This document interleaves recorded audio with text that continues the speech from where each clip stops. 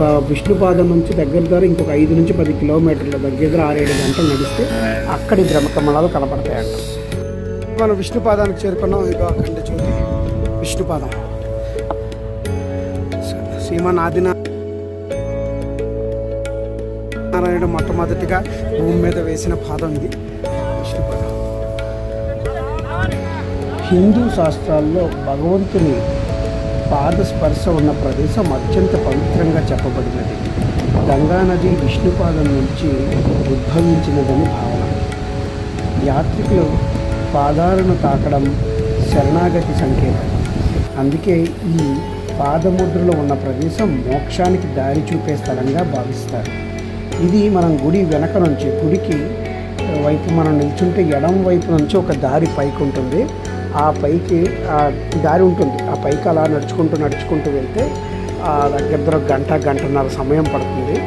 అక్కడికి నడుచుకొని వెళ్ళిన తర్వాత ఆ పైన ఈ విష్ణుపాదం స్థలం ఉంటుంది. చాలా తక్కువ మంది అక్కడ వరకు ట్రెక్కింగ్ చేస్తారు.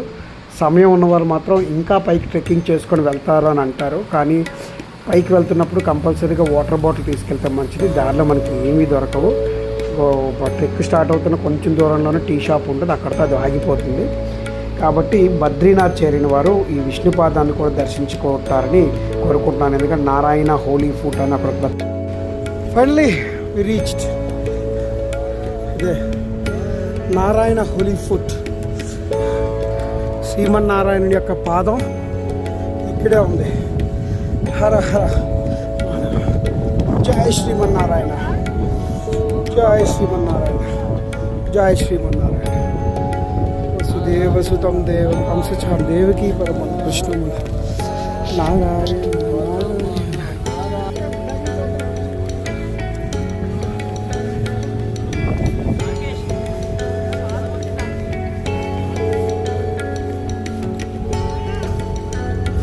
Here is the Tulsi Khada herbal for you. Please take it yourself. Here is.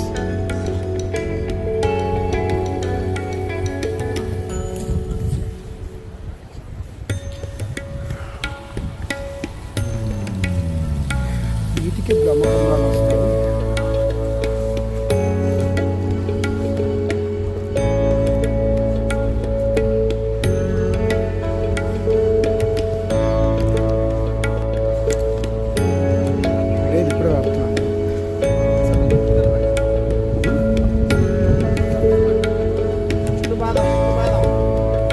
వ్యాసాయ విష్ణువు